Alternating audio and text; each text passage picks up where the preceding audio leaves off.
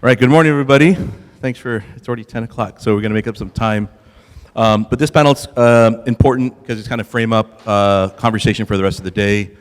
So I'll let everyone introduce themselves, but we have a really good representation of ecosystem and a lot of folks on the analytics side that have a God's eye view of what bots are doing and what's happening in the ecosystem. So Joseph, I'll start with you. All right, hello, my name is Joseph Hoguin. I'm the co-founder of SmartLoop, and SmartLoop is an AI chatbot platform for marketing and customer service. Hi, my name is Ash Kaduskar. I lead the chatbot practice for Ernst & Young. It's a Big Four consulting firm, professional services.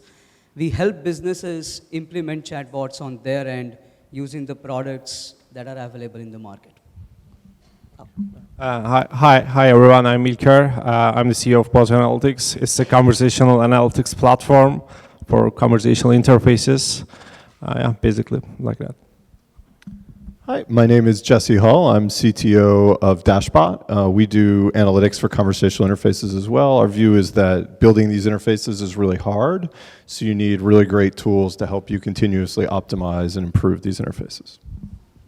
Cool, thanks gentlemen. So this is a question for everybody. Give us perspective on the ecosystem. Is it growing? And also, let's look at some use cases for chatbots and AI that are winning today. Great. Yeah, so the question is, the ecosystem growing? I think it is growing. When we first kind of got into this industry, probably about 3 years ago, there was a lot of hype around bots were going to replace everything. Like I was going to get in an Uber and I was going to just use a bot. We're really not seeing that. But the good thing is that now we're seeing like a very good use cases emerging and businesses seeing really good results around, from my perspective, customer service, marketing, and sales. So I think that's where we're seeing the industry kind of solidify around those use cases, which is good because businesses are seeing positive returns on those. Absolutely. I think I don't see anybody saying the ecosystem is not growing. I think in last couple of years, there are 3 ways that we have seen how ecosystem is going. First is like people were doing FAQs through the chatbots. Now people are moving on towards doing more transactions and smarter transactions. So that's one area. The second area is largely the chatbots were always focused towards the customers, right? End users, providing them self-service capability. Now people are thinking about how can I increase my efficiency, accuracy, consistency of my employees, like contact center agents, like back office operations. Their job is a lot tougher. So that is the area where it is improving. And then the third piece is the business drivers. Like initially it was all about customer experience. Now people are thinking about, okay, customer experience is one of the area. How can I grow my revenue or reduce my risk towards my business? Like the drivers are also expanding. So absolutely the ecosystem is expanding, no doubt. Yeah, I think it's growing well. If you look at the last 3 years, I think for the first 2 years, companies failed a lot on the enterprise level because they couldn't put the borders of the project in a very well. The scope is really important while building a virtual agent for specific cases.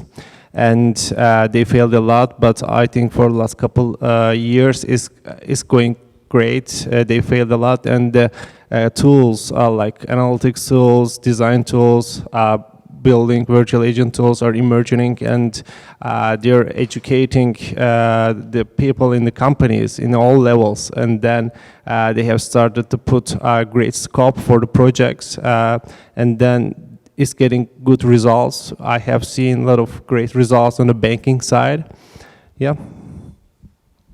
Yeah, I mean, I think customer care is still king. There are large enterprises investing significant resources, and they're really starting to see returns on those investments. So customer satisfaction's going up, user retention goes up. So these interfaces are working very well in the customer care case. There's lots of other cases that are really appearing. Sales generation, lead generation is a really growing business. On the voice side, gaming continues to really gain speed and momentum. There's been a lot of growth there. They're even starting to see some reasonable revenues on the voice side, although still quite far behind mobile. But we at Dashbot have processed over 75 billion messages, so clearly the space is hot and growing. Interesting to see kind of gaming entering the ecosystem. It's very much like the app economy that we saw grow over the last 20 years. So looks on the enterprise side, how are businesses using chat today? And then maybe pick one use case that you've identified that, hey, this is really awesome on the enterprise side for a use case. So on the enterprise side, again, from our company, we focus a lot on marketing, sales, and customer service. But from the customer service side, we're seeing a lot of enterprises being able to fully identify a large percentage of their customer inquiries and then build bots around those. So they're able to reduce the amount of conversations that a live agent has to do, but they don't remove the live agent aspect. We have to remember that bots really can't solve all problems right now. So they've been able to identify the top inquiries that their customer service reps are already facing, build bots around that to automate that, and then if the bot fails or they need to speak with an agent, then they're able to escalate to an agent. Yeah, so I will talk about a use case where people are using chatbots internally for employees. I've built a solution which actually kickstarted my practice. We call it as EY Procedure Bot. It is a use case for the back office operations people, like who process insurance claims, as an example. So their job is extremely difficult. It's very procedural. So we thought we can use the analogy of how Google Maps changed the way we get directions. We changed how people use desktop procedures today to do the job to kind of chatbot telling them what to do and also automate certain transactions as they are doing it. And that use case is saving millions of dollars for financial services company, and I think that is something that we are really proud of. I can give an example on the banking side. I'm using in my daily routine for that virtual agent. The company is called Isbank on the banking side, and their virtual agent is called Maxi. They have put the virtual agent on their website and mobile phone, and you can order via voice, or on the website you can order a lot of things. And they have built this agent with many third parties like Nuance, Kling, and Chatbot. And I'm using in my daily routine, and their main purpose was to reduce the customer support on their end, and they reduce 5% in all overall.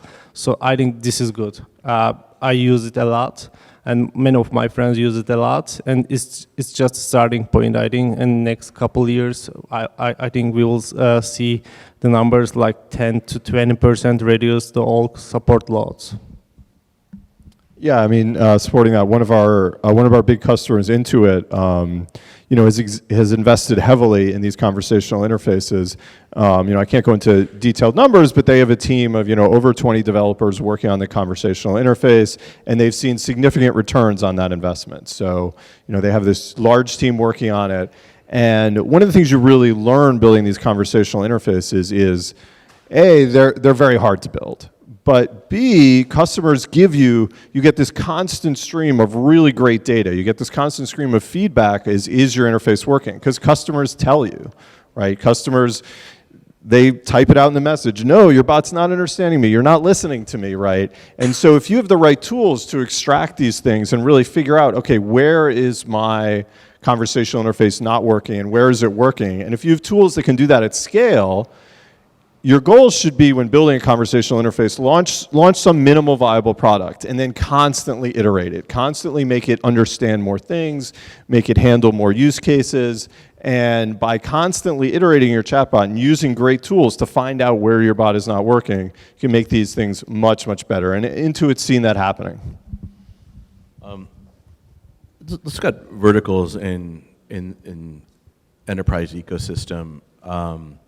Is it what's being used the most? Is it entertainment, hospitality, travel? What verticals do you think that are leveraging, or is it banking and leveraging bots today? So on our platform, I think we're seeing a lot of just I guess we can't really generalize the customer service because it's anybody that a business or a user is coming to your business, they're asking questions. So customer service is just probably across the board. When it comes to marketing and lead generation, we're seeing a lot of professional services where maybe you can target somebody specifically on Facebook, you engage with them, you educate them, and then you capture their lead. So it's a lot of professional services for the marketing / lead generation side. Yeah, I think you correctly said it. Like, it's more about functional areas within a company than a vertical across sectors. So I cover all the sectors, but predominantly I'm seeing more traction in the power and utility, energy sector, banking and insurance, obviously, and then the other part is healthcare. Those are the three sectors where we go to the clients and talk about chatbots. They are getting more excited and they want to know how they can increase efficiency as well as considering the cyber security portion of it also intact. So I would say rather the sectors are those three, but verticals within a company, they are more customer service and HR is where we are seeing more traction. Yeah, I think the insurance, travel, and banks are growing well whilst giving their solutions. And on the other hand, there's a messenger side, a lot of companies, agencies doing messenger marketing there. I think there are two verticals in up there. So most of the banks are focusing on the FAQs on the customer support side, but on the messenger side, they're all doing messenger marketing and releasing their new products to their fans and the followers, and they're iterating their products with this base. And on the other hand, on the travel side, insurance side, they just solve specific problems such as customer support FAQs. Yeah, I mean, those are in agreement with what we've seen as well. So finance is a huge area. A lot of people are making large investments there. We also see big investments in healthcare, and I think a sign that this industry is really maturing and that enterprises are really starting to take it seriously is, kind of our first 2 or 3 years in existence. We took security seriously, but now as we get into these really big enterprise deals, they really need us to be compliant to significant standards, and they're really demanding the top level of security from companies like ours. And I think that's a sign that they're really starting to take this space seriously. And I want to toss in a question about voice. So is voice emerging? And definitely on the analytics side, are you seeing more customers for growth? Obviously, it's emerging and maybe quite not so mainstream, but I just want to get your opinions on, in addition to just traditional chatbots, how's voice impacting you? Yeah, I mean, as I mentioned, we started, I think voice is still a space that's growing pretty significantly. I think gaming is really the place that voice we're really seeing significant gains there. There are some games with very high retention that are actually making real money. Amazon has in-store or in-speaker purchasing now. Yeah, there are some games that are seeing quite good success. I think one of my predictions for kind of over the next 12 to 18 months is we're really going to see a lot more bot commerce shopping happening over these voice interfaces, or v-commerce. I think that's really going to start to take off as people get more familiar with adding items to their lists, and okay, just go ahead and buy that and send it to me. I think that's coming over the next sort of 12 to 18 months. Yeah, we have seen all those cases on Alexa side and the Google side very much, and we see they solve their problems. They see the bottlenecks points in their workflow, conversation flow, and then iterate their conversation flows. And we look at each of our virtual agent on the voice side. They are live, and up to 6 months they are live, up to 8 months they are live. In the beginning of the let's look at the 3 years ago, 2 years ago, the voice apps are dying. Like after 1 month they died, after 1 month they died. But right now we see more live cases, and this is good. And more than 8K voice bots in the Amazon Alexa is right now growing well, and we see more live cases. I think this is much important than in other cases. If it's live, then it's good. Yeah, I think the one area that it is also increasing is the demand is in the real-time voice analytics during the customer call. Like when you are talking to the customer can get mad, but he can be very subtle, right? You know, it doesn't need to be always, the voice modulation doesn't need to actually spike up. The choice of words can be different. It differs by every individual, how they express that they are not satisfied with the service. A lot of voice to text or analytics that happens is in a batch. There are a lot of vendors who are doing real-time voice analytics, but that we think is going to mature a lot. Like I was in customer care conference in Las Vegas this June. Every vendor has a real-time voice analytics offering. But when we have demos with them, we see that, okay, it needs a lot of maturity before we start implementing in the live environment. So that's one area that I'm really excited about. No, very cool. Let's look at one of your customers, if you can talk. You don't have to name the customer, but let's talk about what the ROI impact you've helped make with these customers. And maybe it's a Cinderella story that, hey, yeah, we did integration, and wow, we were able to cut prices in half on, et cetera. But let's see if you tell us about customer Cinderella story. Okay. So I really can't talk about specific numbers, but I'll just tell you about a use case with. It's a company where they help people get subsidized smartphones. So previously there was this long educational process about, okay, if you meet the certain government requirements, you can get a phone, you have to fill out this application, you have to send in this proof of benefits, you have to do all this stuff. And the client was seeing just a lot of drop off, and they were using Facebook ads to go to a landing page, and it was very hard at that point. So they created a chatbot that was they initially were just sending Facebook ads into Messenger, and they had live agents, I think in like Latin America, trying to go through this whole process of educating them and getting the correct information and then getting them to sign an application and all this. So they created a bot which actually automates 75% of that whole process. So they can go through, they can learn about the program, they can put in their zip code to find out if they actually even can get that in their state. They send in some photos, we push that to their CRM. An agent can go back and verify, okay, is this actually a legitimate government document? If so, they don't have to actually chat with the person, they just flip a switch in the CRM, it initiates the next step, and they can automate pretty much the whole process. If at one point they need to really step in, then they can do a live chat and they can kind of wrap up the conversation. But I really can't talk in numbers, but they're really seeing a lot higher conversion rate, and especially because Facebook Messenger allows them to really reach back to these people and touch them versus email or some other channel like that. Great, awesome. Yeah, so I can talk an example about the EY or Understanding Procedure Bot, the solution that I built. At a particular bank, the problem statement was around 15% of their calls required the agent to put the customer on hold and go into their knowledge repository, find the information, and come back. And all that added around 90 seconds into the call. The company is huge, the call volume is immense. That 80, 90 seconds translated into $35-40 million business problem. And because of our EY procedure bot, we kind of built it like a chatbot that kind of fetches the information for you proactively, knowing what the call is. We were able to save 60% of that cost. So that is something that I think a real example of ROI in the customer service space. But I want to take another thing. Is like the ROI is interesting because I believe there is an imbalance between the advancement into the products that are happening and the readiness of the companies to kind of implement them. We still have a lot of companies with decade-long antique systems, non-digitized processes. The data is not available in the systems. Forget structured, unstructured, and all of that. And I'm specifically talking about like financial services, insurance companies. So that is a problem to actually get the full benefit of a chatbot and get the true ROI.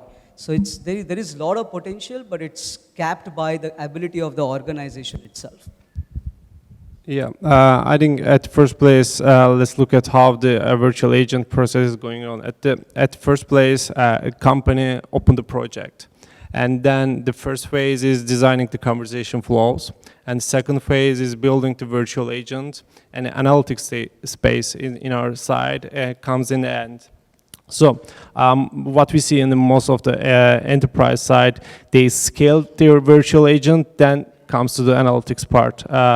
Until this part, analytics is waiting. And in that part, what we see, most of the enterprises, telcos, insurance companies, banks are want to store their data on their end. So at Bot Analytics, we give our solutions as a software as a service and on private cloud or on-prem setups. So the main thing what we see in the last, I think 1 year, after we set up the on-prems and the private cloud setups to their side, the things are getting much easier, because it took the process in a long way in the SaaS part, because they don't want to store it. And after they started it, they find the bottlenecks point, they iterate their flows in every week, every 2 weeks, and we see a lot of shifts in a good way in the bank side in that process. But we need to look at the picture in a wide.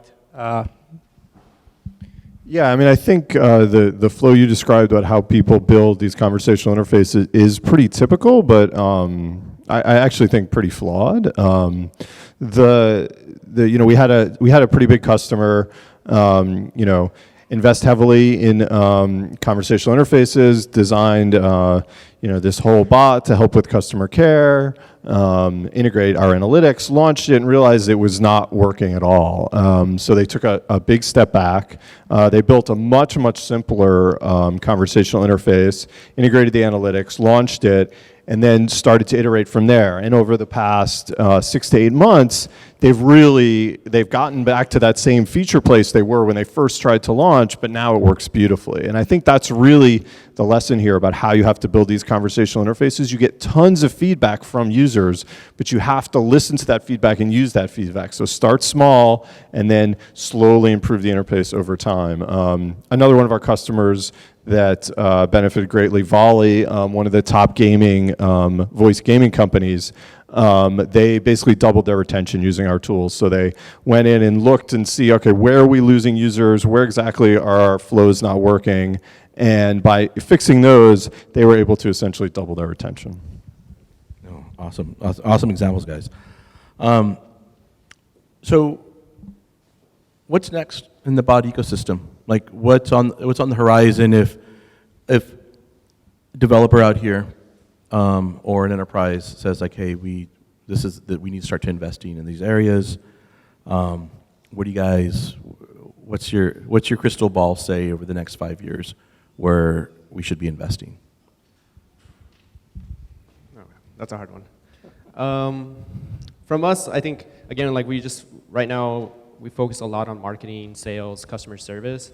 And I think for us, it's really developing these like natural language processing systems, or I guess goal systems, where if I'm trying to generate a lead, I'm trying to get this person through a funnel, but they go off on a tangent, they start talking about maybe their favorite pizza place or something like that. Like, how do we have a conversation with them, like a chit chat, but then how do we bring them back in a way that we don't lose the lead, or they fall out of the funnel. So I think when we think about stuff like that, for us, again, what we focus on, I think being able to have these side conversations where a user falls out, but then organically bring them back in where it's not like a forced or a broken situation. Yeah. Okay. I think there are a couple of pieces that we think that we are going to get into a problem sooner than later. When a large company, they operate a very siloed structure, and there are a lot of chatbot frameworks out there in the market, and it's going to continue to grow. There are a lot of products in general, like analytics, you talk about the prototyping softwares, like these things are increasing in numbers. We need to think about as an organization, so I will talk more about from the organization standpoint, as I work with more businesses than with the product companies. We need to have a thought about how do you kind of select few enterprise level chatbot frameworks or softwares that you can work with, because otherwise it's going to create a lot of mess in your internal systems on how to make all of these function. and drive consistency, be compliant with your regulations and all of that. The second piece I think we need to think about as a company is to digitize our processes. I think that is something that is really important for any product to work, like Chatbot. If the data is the fuel for Chatbot, if the data is not available, like even if your NLP engine is through like amazing, like human grade, but there is no data for an organization to implement in the backend, it's not worth it. So striking that balance of the technology advancement and your ability to implement it, I think that needs to improve significantly. So the adoption at the C-suite level, which we interact with on a daily basis, they need to understand that what we have, at least adopt that so the technology can grow and get you more business out, more ROI out of it. I think we use a lot of cases. Just look at, again, 3 years ago, there were no AI leads, VP of AI, those kind of roles in the companies. But right now we see a lot. And we have been working with the company for 2.5 years. In the first year, there were just 2 bots, virtual agents in different fields of the company. Right now, it's more than 10. And I think it will more than 20 in the next couple years. So there will be a lot of AI lead roles, VP roles on the AI side. And the thing is, if you have a tool, if you have a project, or if you have some offering while going to those people, you just define this simple thing. You just put the border in a really narrow way and find a specific problem. And then you will see those AI and MLs will be more in those fields of the company with your solution, and we will see tons of cases, I think, in 2 to 3 years. Yeah, I mean, I think people like to think that, improvement happens in these big steps, but I think this is one case where really it's just kind of incremental improvement on these interfaces. So, your customer support interfaces, this bot is handling 30% of your traffic, and then 40, and then 50, and then 60. So I think over the, next 5 years, that will really start to increase till you're handling almost all that traffic via your conversational interface. I mean, the thing that really got me excited about this space, 3 years ago, is that these are the natural ways in which we as humans communicate, right?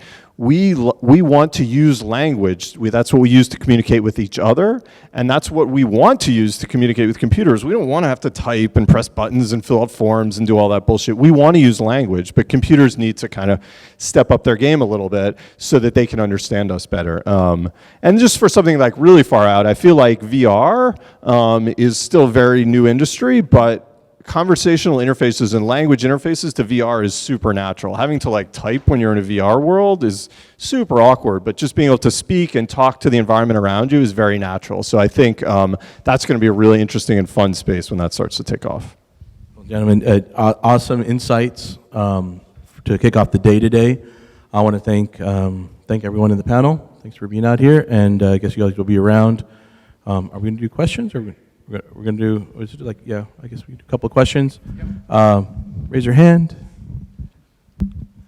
Hey, Jesse, one of the things you mentioned earlier is that creating this conversational platform is especially hard. What would you say would be the one thing that makes it especially difficult from what you've seen? I mean, I think people just underestimate how rich and complex language is. There's so many different ways you can say things, so many different ways that you can express an idea. And when you're kind of designing your bot, you're like, okay, there's they're going to say this, and then they might say that, and then they might say this. But really, there's 1,000 ways you didn't think of. They're going to say that first thing, and then half the time they're going to then go on to something you didn't think of. So, and honestly, you don't need to know that up front. You just need to start small so you get this feedback. That's the amazing things about this. Unlike designing a website, users tell you all the things that they want to say and do. You just have to collect that data and act on it. So that would be the biggest thing. People just misunderstand the sophistication of language. Hi, this is for anyone in the panel. So how do you measure the success, especially how do you convince the customer on the way to measure the success of a chatbot? Is there any structured procedure, or is it varying from use case to use case? What would be your experience? Yeah, I mean, I can take a crack at that. But Yeah, I mean, I think it really depends a lot on the industry. So, if you're looking, and it's something you want to define up front with the customer. So, if you're looking at, if you're looking at customer support, you're really trying to reduce escalation to an agent. You're really trying to make sure that customer satisfaction is up. So, those are the two main things we're looking at. Like, how often does it escalate it to an agent, and then how satisfied was the user with the conversation? And usually, you do that by just asking them and then measuring. Yeah, basically it depends on the specific use case and the team, and if the product team just focus on the payments thing, and then if they wanna end all the conversations with a payment, they can set up segments and funnels, and then they can see how many of the people reach out the payment step. So this might be a KPI for them, but it all depends on the case and the product owner team. So they can set up a lot of KPIs about their conversation flow, then they can track it. I'll add one tangible. So when we go and pitch our chatbot services to contact centers or operations, or even HR, IT help desk, like shared services, typically they are looking for efficiency. Like Sean earlier showed, the average call cost is $4.50. In some institutions, it's up to $8 or $10 as well. So reducing that call volume, right, that is one of the KPI that can immediately blow the customer away through the self-service. The other piece is, like, even if you have increasing the efficiency of the contact center agent or back office operations or whoever who is picking up your call, the AHT, the average handle time, reduction of that is another tangible metric that people get excited about. So if you talk about those two things, and if the use case supports these two things, that's a very great way to start the conversation and address the problem on his head. One more? Okay. What would be some of the best metrics to keep track of to see how well the interface is doing?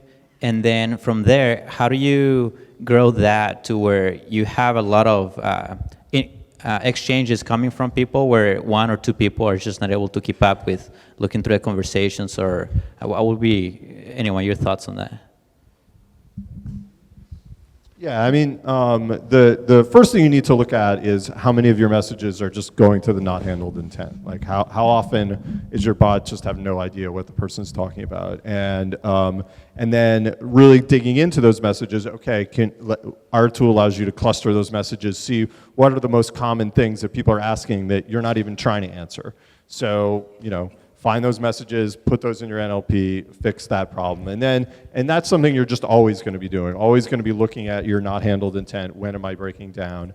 And then, but once you get that under control, it's really starting to look at, okay, what are the bigger use cases that people really want to do with this bot, and how can I kind of expand this functionality? And they'll tell you. And then, and this is really focused on kind of the customer care case, were they satisfied with the conversation? And you can look at things like sentiment and other things, but we've really discovered that the best way to do that is just to ask them and track that over time.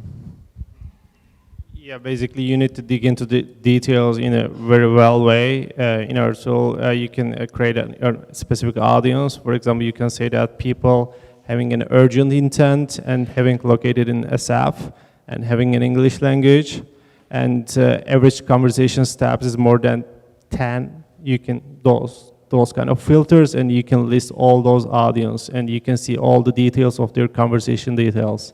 And you can export those, and maybe you can put them in a Google retargeting or Facebook custom audience to retarget them. This is the main thing, to dig in more details.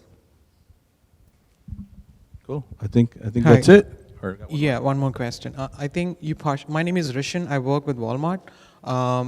I think my question was very much aligned to the last question. I think you partially answered my question. So a bit more clarity on that. So we're talking about explicit way of feedback and implicit way of feedback. And when we look into the data itself, we are looking into implicit way.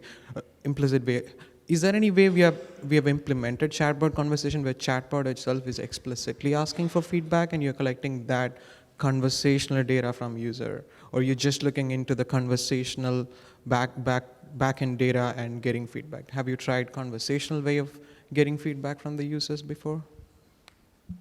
Yeah, I mean, absolutely. I mean, I think looking implicitly is fine, but actually asking is actually a really good thing. And I encourage adding that to the end. You know, if there's a natural place in the conversation, adding that and then tracking that is something a lot of our customers do, and yeah, is a really important thing to explicitly ask the customers how the experience was for them. Okay. Hi, what are some of the best practices you would recommend for bot training once it goes live? For when? The training of the bot once it goes live. Yeah. What are some of the best practices you would recommend to organizations? Yeah, I mean, it's sort of what I said is you want to look at what exactly users are saying. You want to find the most common things people are saying that you're not handling. So taking those and then putting them back into your NLP engine. You want to spend time, you know, sort of bots go through this process, right? You initially launch, if things are relatively low volume, you spend a lot of time kind of looking through transcripts, trying to see where users go wrong. But then as you start to get scale, that doesn't really work anymore. You need better tools that tell you, okay, here's a percentage of users got lost off of this path in your conversation flow. Here are the most common things users are saying that you're not understanding. Put that back into your NLP engine, retrain your engine, make sure that the engine then still works after you did that retraining, and sort of constantly iterating that process. Yeah, the basic thing, you just focus on the iteration. The conversational analytics tools provide tons of features, and the main goal is find a bottleneck point and iterate your conversation flow. That's the thing. So there are tons of features, but you need to find a bottleneck point and iterate your conversation flow. Cool. I think that wraps it up. All right, guys. No, thank you. Thanks, panel. A round of applause. And if I can get everyone to just wave at the camera, say, wave, everybody wave. I'll take your picture, guys. 1, 2, 3, say yay. Okay, we need more caffeine in these people this morning. All right, guys, thank you.